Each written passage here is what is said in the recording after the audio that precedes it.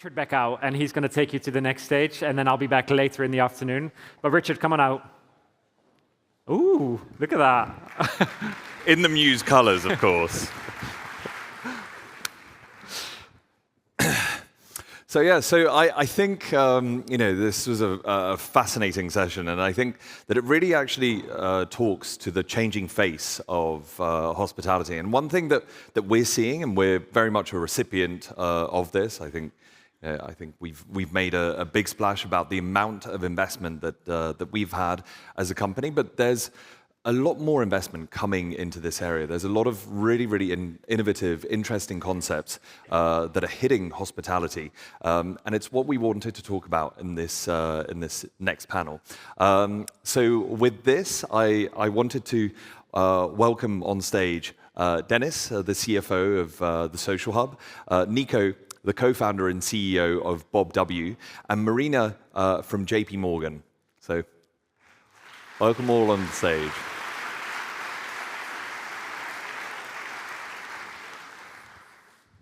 It's pretty bright. Right. Yeah. And we've got Nico coming soon. Look at that. With his white suit, he's just going to... Angelic. Yeah, exactly. So I thought we'd start off first by getting you guys to introduce yourselves and the concepts, and I guess the concept of JP Morgan is quite well known, but we'll give it a shot. But why don't you kick us off, Dennis? Well, hi. Nice to almost see you all. I'm Dennis Montrelet. I'm the CFO of the Social Hub. The Social Hub, we are one of the few owner-operators, fully integrated party in hospitality. And we do that by developing mixed-use spaces where we welcome students, young professionals, and travelers who can either stay, live, and connect with us. Today, we started in 2012 in the Netherlands as a small company, and have grown to 10,000 rooms in Europe, which we all own and operate, with a very strong focus on trying to remain innovative and at the forefront of sustainability. Nice. Cool. So, first of all, thanks for having us here. My name is Nico, CEO and co-founder of BobW. BobW is a hospitality operator, but effectively we're a tech company operating hospitality. We are the answer to the Airbnb generation that's growing up. We're a hybrid category of the best of the hotel experience, best of the short stay experience, packaged up into this affordable luxury brand called BobW, which is built around this avatar of the perfect host. And under the hood, we make the whole thing run on technology, so we never screw things up on the one hand, remove human error in this most labor-intensive sector in the world. And on the other hand, we actually elevate that experience by having a full service, even though we don't have shared spaces at the property, self-service apps, and this amazingly empathetic BobW who speaks 9 languages and is always there for you, and you feel right at home. So like your classic kind of Nordic person, basically, just speaks 9 languages. And Precisely. Makes it look effortless. Slightly more elusive than the average Nordic, but certainly a great guy.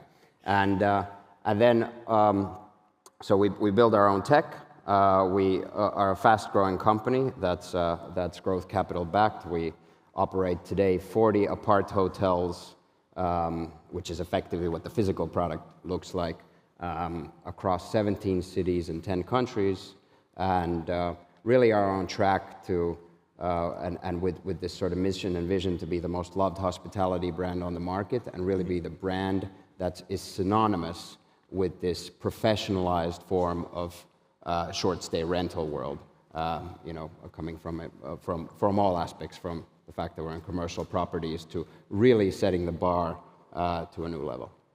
Nice. That's us. Great, thank you for having us here. Indeed, Marina, I'm from JP Morgan. I can't necessarily say that we don't screw things up like some representatives here, but we try not to. I will not recite the history of JP Morgan, but clearly it's a global brand and a global bank. We do anything and everything from investment banking to transaction banking, corporate banking, commercial banking, and retail in the US, now coming to the UK as well. That's pretty much it. I personally focus on technology and sit in the investment banking team, hence the context of the discussion from an investment perspective. No, thank you.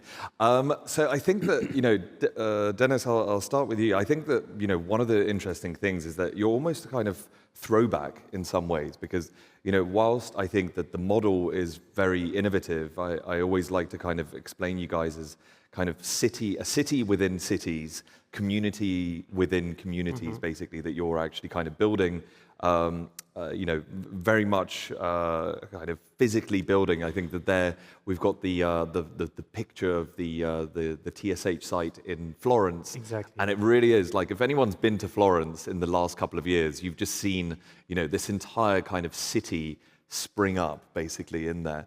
And it's interesting to see, a vertically integrated player.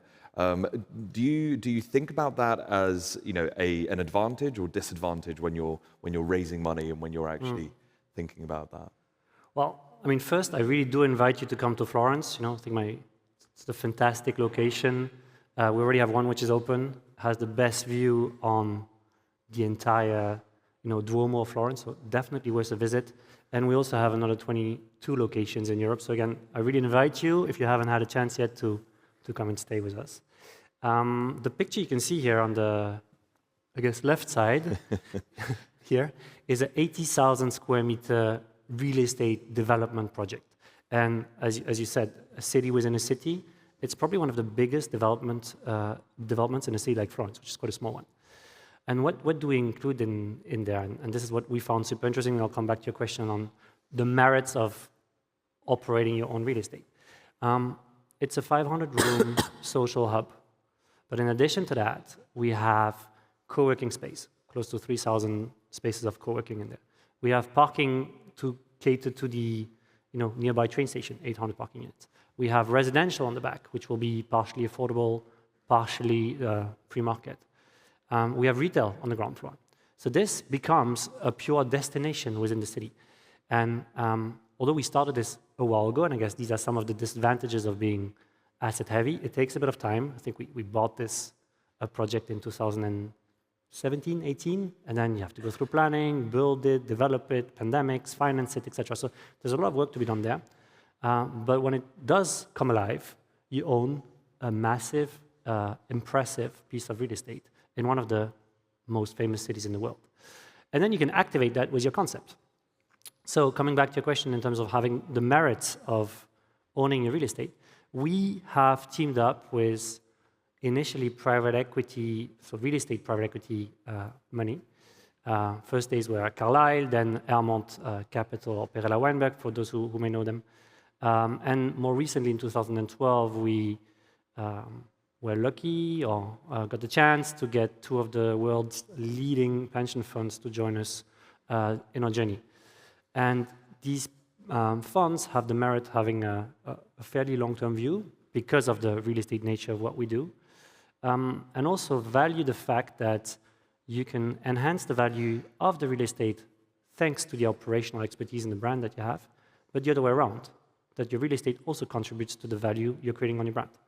So on our side, I guess our journey would have not been possible on a concept which was unproven, because if I go to any owner of you and say, please give me 50,000 square meters, build me a custom-made product which has limited track record, and if it works out, you have no if it doesn't work out, you do not have any alternative use. You need some vision, so you need an entrepreneur that has the vision, but you also need capital behind you that is able to make these bold bets. Mm-hmm. And this is why I think there's a lot of merits in having both. It's incredibly fascinating, and I think the fact that you have grown so substantially is just such a credit to the entire TSH team as well. So Nico, I'm going to go to you. I think that I look at you guys as basically almost a hypercharged version, basically, of an asset light kind of mentality, or the way that you would actually build that type of concept. is it really just, the tech enablement, the way that you think about, building that concept, is it also that you're really primed for growth in that way? I mean, we are a startup. We've got that tech company mindset from the get-go. We've had initially venture capital and then growth capital and family offices backing us to the tune of 70 million. We just raised the 40 million mark earlier. Last year we grew 3x revenues. We continue on that kind of growth path. So why did we build technology? Well, we built technology to solve problems. And a big part of, so one of the major problems we solved was hotel operation needs a bunch of people. Well, we run on equivalent hotels. We have 1/7 of the employees of that hotel. We run a property on average with 1 FTE on payroll. Mm-hmm. That person's not always on site, yet we're the best ranked hotel, international hotel chain in Europe according to public ratings. NPS score is 77. So with that, and not having such a light structure, along with doing management agreements and leases with real estate partners, we're actually able to just scale so much lighter and faster. And for that reason, last year we were able to put up 17, 18 new apart hotels effectively with a tiny team. So technology is enabling us not only to really reinvent that guest experience, and also being able to scale that guest experience, but also just being able to scale the operations from a new city. So here are the 126 units that you guys see here in Amsterdam Nord, along with another 30-something units that we opened in BobW Österpark. We hired 3 people initially on site, and we're still, the team is primed for growth. So we're able to just be so much lighter on our feet. And finally, that also means that because we don't have the cost structures with the HR, nor do we have the operational risks. So even though we've got breakfast, gyms, early check-ins, late checkouts, all of that is either partners within the neighborhood that we build beautifully seamless experience, or we have their virtual products, so tech products that we built ourselves, like the early check-ins, late checkouts. That means that we're just that much more, lighter. We don't have any of that risk, and we can simply just grow. Nice. So Marina, more to you. I guess the markets have really been favoring kind of asset light types of concepts. Do you think that especially now in the years of kind of higher interest rates, that will continue to be a trend, or do you think that will kind of become a little bit more of a more nuanced? Sure. Well, given we have 2 representatives on both sides of the spectrum, I'm definitely in the most convenient position here to answer the question. I will certainly upset one of the 2. But I think it's not binary, right? If you asked me that question in 2021, the answer certainly would have been tech is everything, and that's what people were running after for all the right or wrong reasons at the end of the day. I think in the current environment, we're definitely back to fundamentals, and by that I mean really the fundamental value proposition of the company. It's like Nico said, what is it that you're actually trying to solve? You're not doing tech for the sake of tech. Tech is an enabler across all industries by now, at the end of the day, so it's not necessarily the holy grail of a business. It cannot be. So the key questions, back to the first principles, is the TAM large enough? Is the installation there from a competitive perspective? How unique is your model? Do you have the assets also, not in the sense of the balance sheet, but also in terms of your distribution, in terms of your sales engine? Do you have the right relationships? Are you targeting the right cluster of clients? And ultimately, how all of that feeds into the competitive differentiation and compounding growth going forward, right?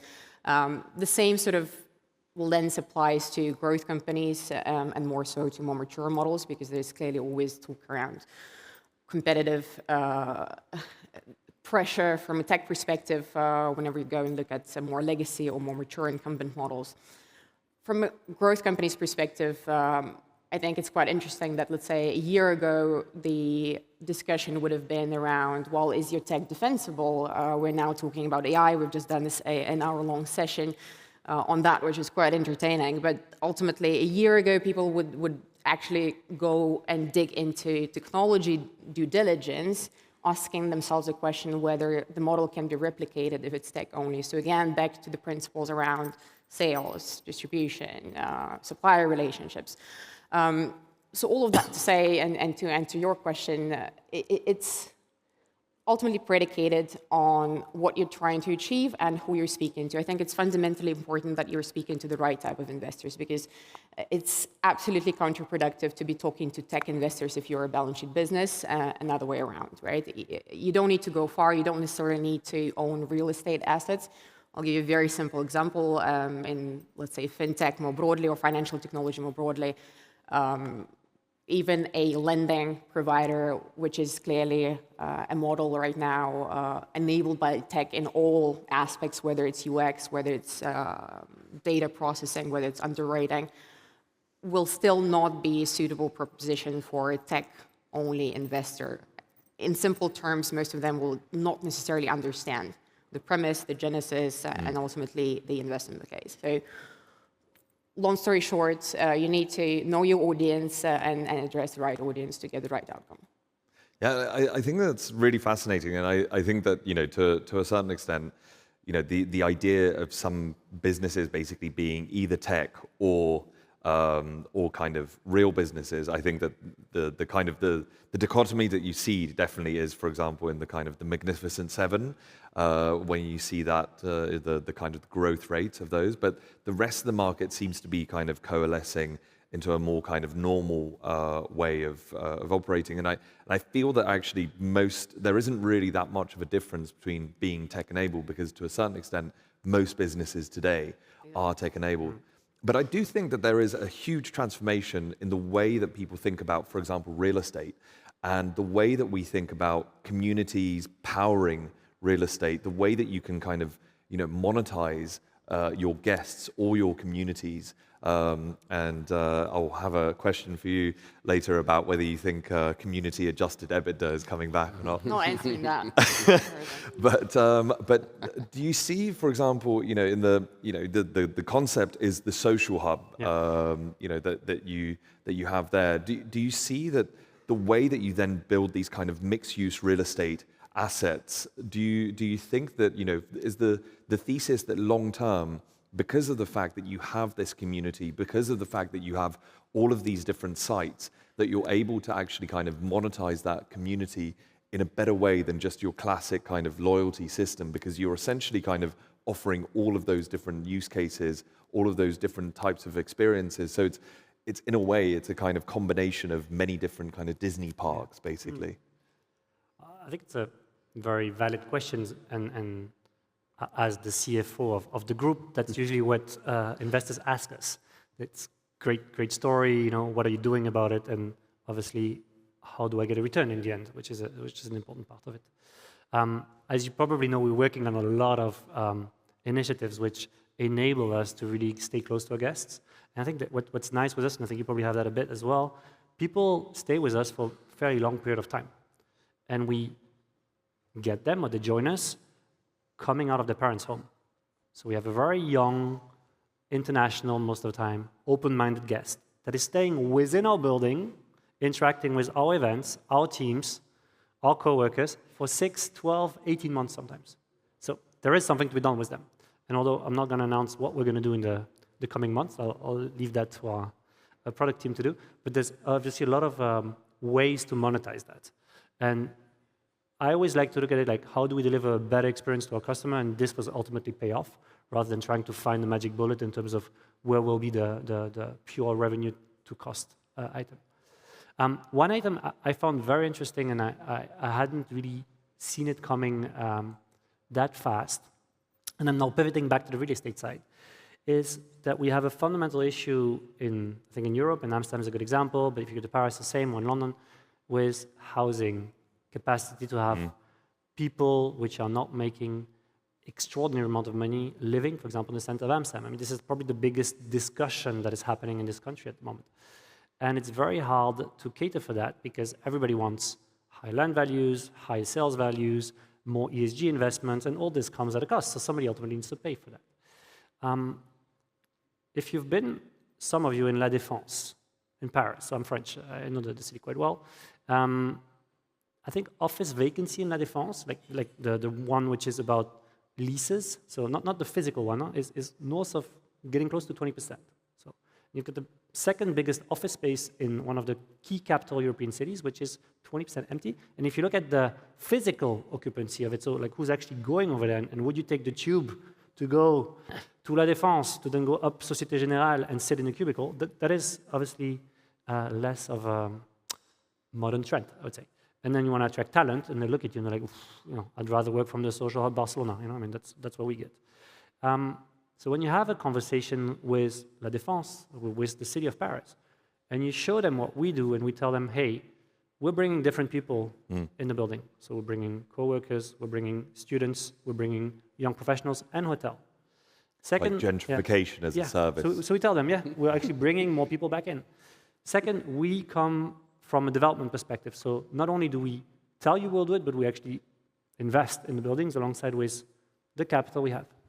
And then the third aspect, which I'm not sure you've seen, but we've recently launched what we call a talent foundation. And that's a pretty hard commitment. We commit to invest 1% of our revenues, which is then allocated to a non-profit organization, to make sure that people can actually stay with us. Because if you want to stay in TSH in the social hub today, it's a very high quality experience, but it's not for everyone given the price point, the entry point. So you want this, if you're called the social hub, that if the social is part of what you do, if you want that to be a reality, you obviously need to invest in it. So coming back to my meeting in La Défense, when I explained to people that we will basically make sure that 1% of our revenues, which next year will be 75 scholarships, people can actually live within TSH, not for free, but ultimately at a subsidized rate. They look at me and say, well, this is actually the future of what we think social housing should be, because it's social housing in a high-quality environment by not putting people in different boxes for the next 20 years. So this is where I think on your question initially, which was, can we monetize the community? Yes, for sure. And I think if I look at it from a tech perspective, from a platform perspective, from a customer perspective, definitely, and I can cross-sell, upsell, and I'm sure people around the room will tell me multiple ways of doing that. But the other interesting part is that it actually does create, into this environment, a very strong competitive edge to buy, redevelop, and own prime real estate, which has limited alternative use. Yeah, I think that's fascinating. I think that the idea of you taking a proactive stance to essentially kind of bring in communities, service those communities, and then build them up basically so that community can itself be more valuable to a city or to a local area is fascinating.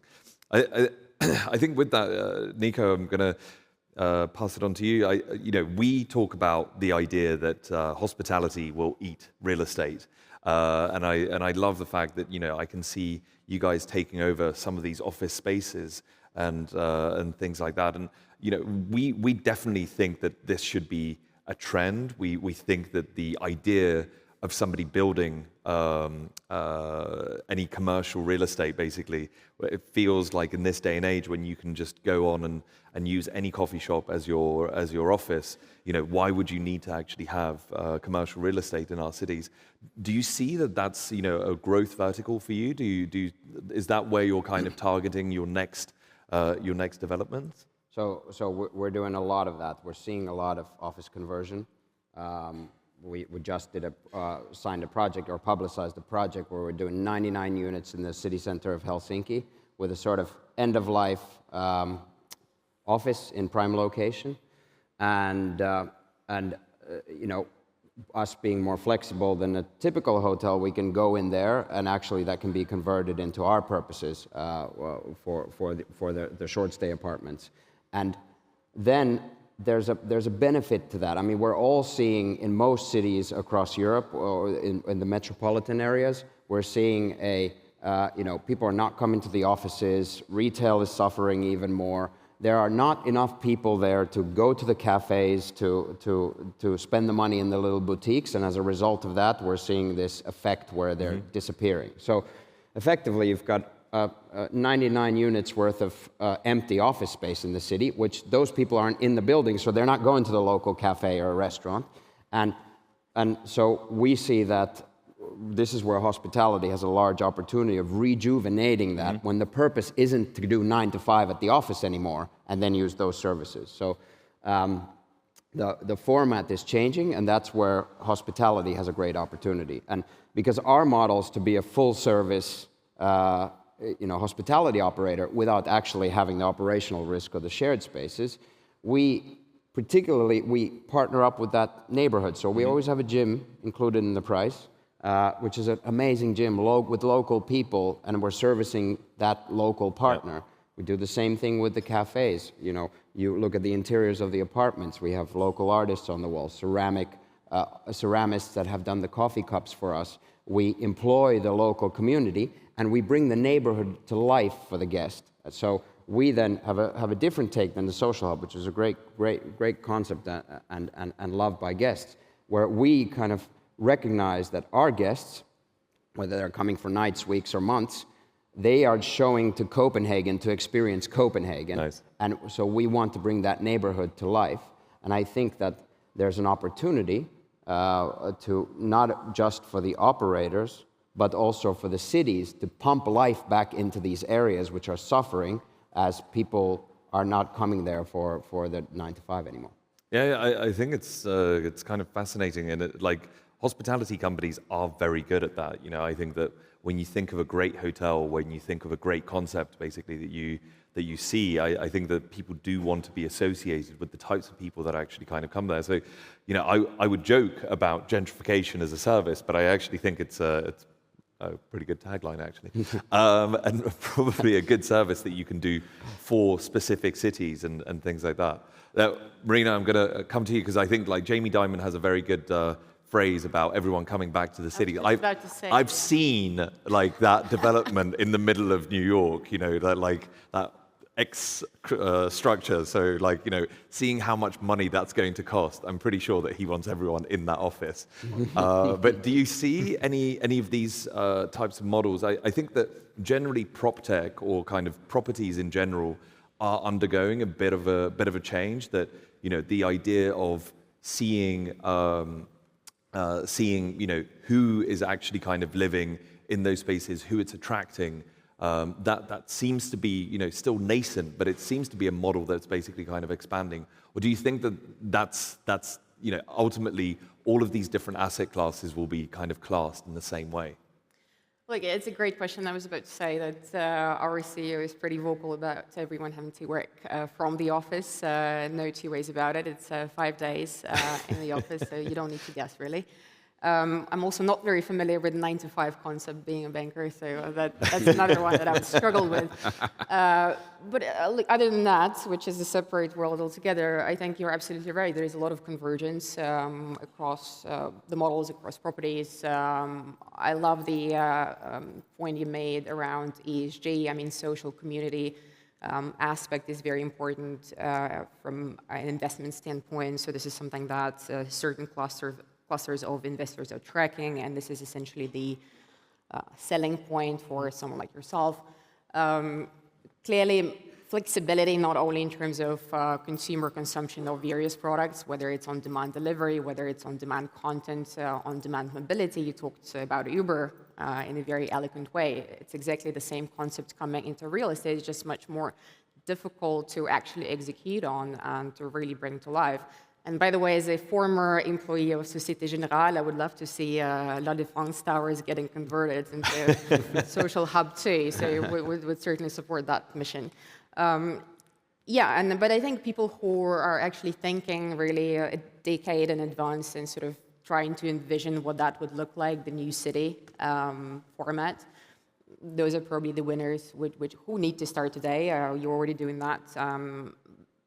And again, I'll come back to the same concept that from an investor perspective, you do need to find the right audience for that type of concept too, right? And you're probably not talking about tech-only investors. You're probably talking about people who actually understand real estate, who actually understand commercial aspects, converting into residential, community, and all aspects around it. So a bit of re-landscaping, if you wish, which probably will take time, but being there early certainly pays off.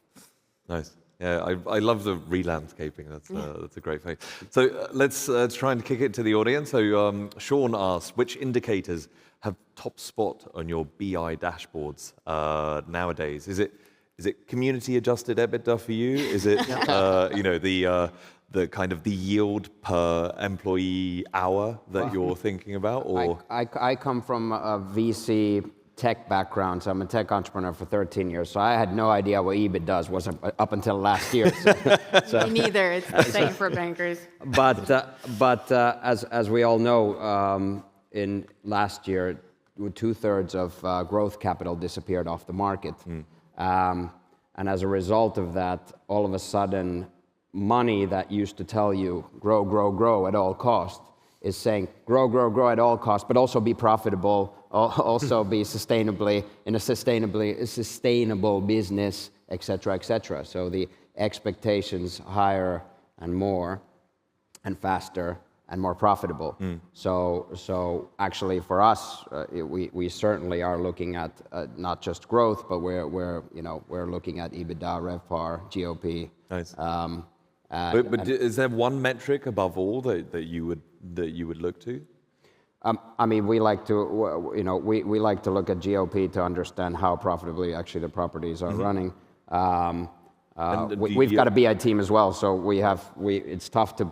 There's so much data that it's tough to say what your favorite one is. No, but would you, for example, bring it down to like what it is per square foot or square meter? I know Dimitris from Wyndham was ranting and raving last night at dinner about it's about revenue per square meter.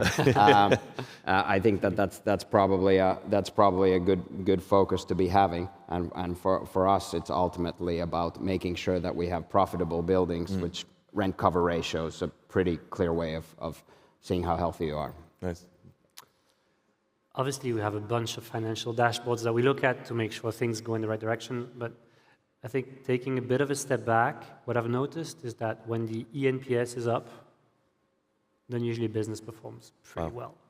And the market is the market. I mean, if AER crashes in Florence tomorrow, I can only be relatively on a relative basis, I can do better. But I can't beat a market which is structurally oversupplied. It is, I think average of the hospitality industry is probably running at 70-75%, so you structurally have more supply than demand, which is not the case on the living side. So for me and for us, and although we look at obviously a lot of metrics and yield on costs and IRR, I mean there's plenty of ways of looking at these things. The number one operational metric I believe drives most of a business is eNPS, because then that translates into usually eNPS or NPS? eNPS. The employee NPS. And we have a lot of employees. Score. We have a lot of employees in TSH, and they are ultimately, and although technology plays a big role, they ultimately welcome you. They make sure that you get a great stay, that your coffee is good, and at least in our properties, in our hotels. So the eNPS is fundamental. That usually then translates into NPS, and then footfall. And then if you've got that, then you can obviously focus on TRevPAR, and you can focus on GOP, and you can focus on product, etc. But looking at it really from that perspective has been quite interesting for us. Nice. Can you see more of that coming into quarterly statements? Yeah, it depends on the subsegment you're looking at in terms of tech. But I would probably say it is definitely efficiency of growth. This is probably a metric that is more horizontal in terms of models, right? Obviously, you're talking about business-specific aspects here.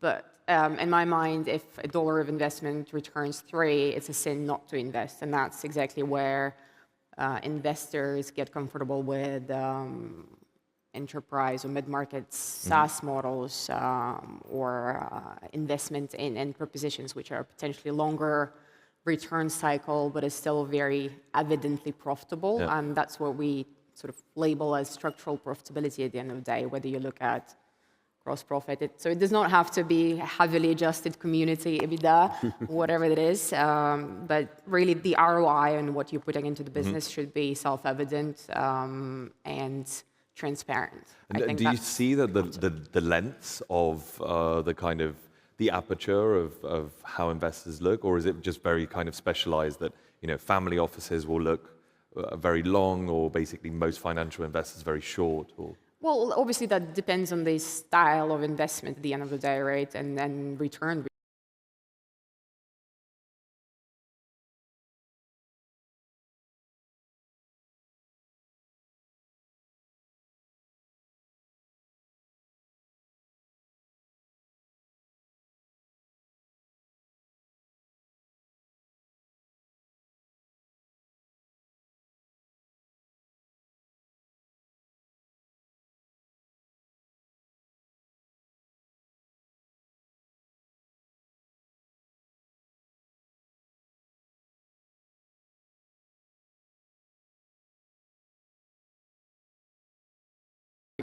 So at the end of the day, these are the bookends. It's always predicated on the maturity of the business, ultimately the financial profile of the business going forward, and the style of the investor you're addressing. Horses for courses, as they say, right? Nice. I see we have loads of questions, and I am so sorry, but I've run out of time, and I'm getting all these manners of signals and people kind of waving that we have to go off. So I think with this, I think we're all here for the rest of the day. So I'm sure any of those questions you can try and ask in the lobby. But thank you so much. I think that this is a fascinating topic that doesn't get covered enough. So I just really wanted to thank you for your perspectives. So again, Dennis, Nico, Marina. Thanks.